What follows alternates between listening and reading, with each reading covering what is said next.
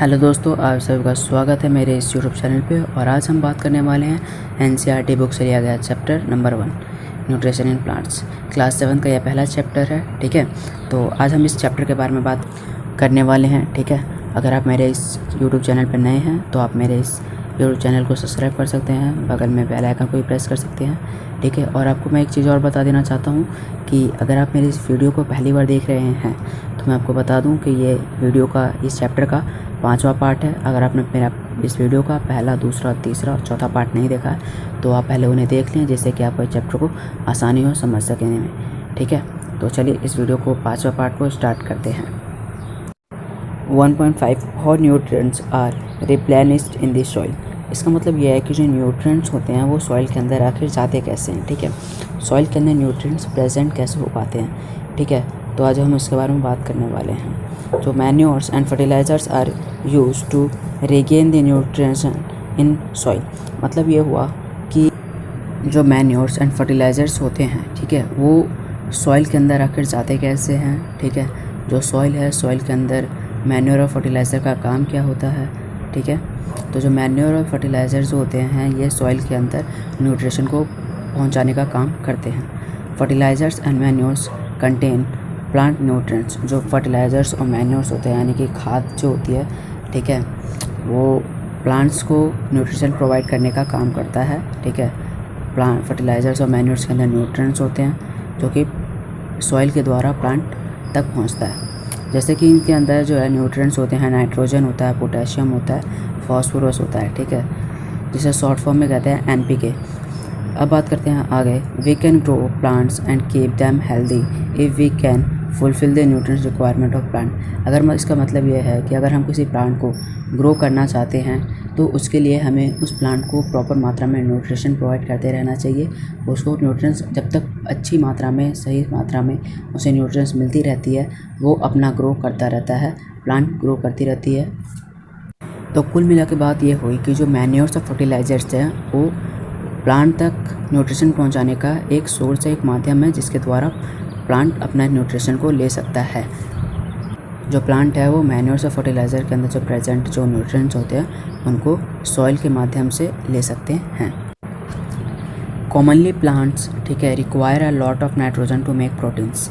जो प्लांट का मतलब यहाँ से है क्रॉप्स। ठीक है, यानी कि जब हम खेतों के अंदर फसल को उगाते हैं तो वहाँ पे हम प्लांट को जो हमारे जो ग्रो करने के लिए, जो हमारा जो फसल है उसको ग्रो करने के लिए नाइट्रोजन की ज़रूरत होती है। क्योंकि नाइट्रोजन की ज़रूरत इसलिए है क्योंकि प्लांट को प्रोटीन बनाना होता है और प्रोटीन को बनाने के लिए नाइट्रोजन एक इसेंशियल कंपोनेंट है, एक बहुत ही इंपॉर्टेंट कंपोनेंट है। ठीक है, इसके लिए हमें नाइट्रोजन की ज़रूरत है ताकि वो प्रोटीन को बना सके। जो प्लांट है can not be use nitrogen directly from atmosphere, they use nitrogen in a soluble form.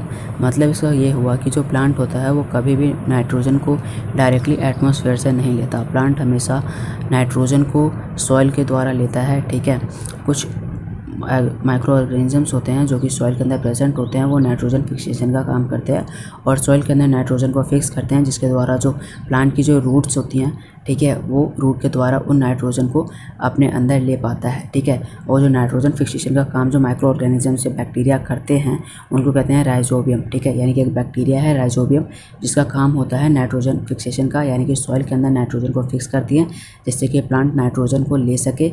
ठीक है, तो राइजोबियम का काम ये है।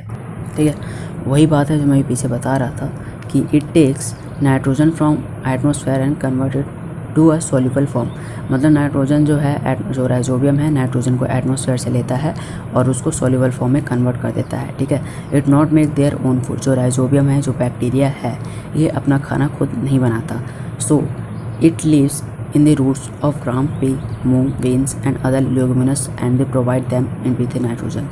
इसका कहने का मतलब यह है कि जो राइजोबियम जो बैक्टीरिया है वो अपना खाना, अपना भोजन खुद नहीं बनाता।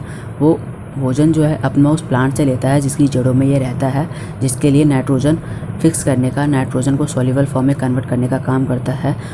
ये जो बैक्टीरिया होते हैं या मोस्ट ऑफ द टाइम या मोस्टली कह सकते हैं कि ज़्यादातर आमतौर पर ये लेगुमिनस प्लांट्स के अंदर पाए जाते हैं। मतलब ये हुआ कि ये वो जो दाल होती हैं, ठीक है, जो पल्सेस होते हैं जैसे ग्राम है, मटर है, मूंग है, बीन्स है, ये ऐसे प्लांट्स के अंदर उनकी जड़ों के नीचे रहता है, इनके जड़ों में रहता है और इन प्लांट्स के लिए नाइट्रोजन को सॉल्युबल फॉर्म में कन्वर्ट करता है और इन्हीं प्लांट से वो जो राइजोबियम है अपना भोजन लेता है। मतलब ये हुआ कि जो राइजोबियम है जिन प्लांट्स के लिए नाइट्रोजन को एटमॉस्फेयर से सॉल्युबल फॉर्म में कन्वर्ट करने का काम करता है, उन्हीं प्लांट से ये अपना भोजन लेता है। Most of pulses are obtained from leguminous plants. इसका कहने का मतलब यह है कि जो लेग्यूमिनस प्लांट्स होते हैं ये एक तरह का प्लांट होता है, ठीक है, और इन प्लांट्स के अंदर ज़्यादातर दाल आती हैं, ठीक है, यानी कि ज़्यादातर पल्सेस जो हैं वो लेग्यूमिनस प्लांट्स के होते हैं। अब बात करते हैं आगे। तो in return the plant provide food and shelter to the bacteria. तो मैंने पीछे बात की थी कि जो लेग्यूमिनस प्लांट्स होते हैं उनको नाइट्रोजन की ज़्यादा आवश्यकता होती है जिससे कि वो प्रोटीन बना सके, ठीक है, और ये नाइट्रोजन को सॉल्युबल फॉर्म में एटमॉस्फेयर से सॉइल में सॉल्युबल करने का काम किसका होता है, वो होता है बैक्टीरिया का। और ये बैक्टीरिया को फूड और शेल्टर कौन देता है, वो प्लांट देता है, जिसके लिए ये जो बैक्टीरिया है काम करते हैं, ठीक है। यानी कि जो प्लांट्स होते हैं, ठीक है, नाइट्रोजन लेने के बदले में वो बैक्टीरिया को शेल्टर देते हैं, यानी कि मकान देते हैं जहाँ पे वो बैक्टीरिया रह पाता है अपने जड़ों में, ठीक है, और उसे फूड भी देते हैं ताकि वो बैक्टीरिया सर्वाइव कर सके, जी सके, ठीक है। देन दस अ सिम्बायोटिक रिलेशनशिप। मैंने पीछे बात कर ली थी कि सिम्बायोटिक रिलेशनशिप के बारे में मैंने पिछले वीडियो में बताया था कि ये उन्हीं का एक रूप है, ठीक है, जहाँ से नाइट्रोजन प्लांट लेता है और प्लांट जो है बैक्टीरिया को फूड और शेल्टर देता है। ये ठीक उसी प्रकार से है कि ये दोनों मिलके एक सिम्बायोटिक रिलेशनशिप को फॉर्म करते हैं। तो चलिए आखिरकार ये वीडियो अपने अंतिम पड़ाव पे आ चुका है। तो अब बात कर लेते हैं आपके बुक के अंदर कुछ एडिशनल पॉइंट्स थे उसके बारे में। सेल्स के बारे में बता देना चाहता हूँ कि सेल्स होता क्या है। जितनी भी बॉडीज़ होती हैं, ठीक है, मतलब the bodies of living organism are made of tiny units are called, ठीक है, सेल्स।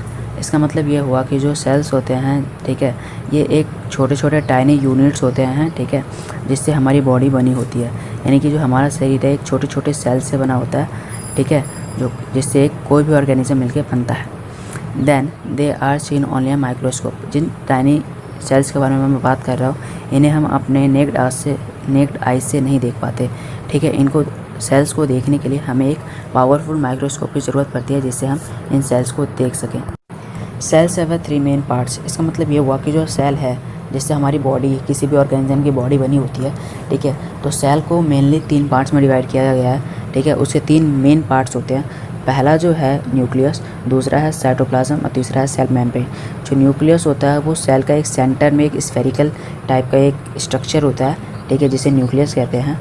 और साइटोप्लाज्म का मतलब यह है कि जो न्यूक्लियस है, न्यूक्लियस के बाहर जेली लाइक सब्सटेंसेस होता है, ठीक है, जिसे हम साइटोप्लाज्म कहते हैं। और सेल मेम्ब्रेन जो होता है वो पूरे सेल को, जो आउटर मोस्ट जो सेल है, ठीक है, जो सेल होता है, सेल का आउटर मोस्ट जो पार्ट होता है उसे सेल मेम्ब्रेन कहते हैं। एक बाउंड्री है जिससे हम सेल की जो बाउंड्री है उसे सेल मेम्ब्रेन कहते हैं।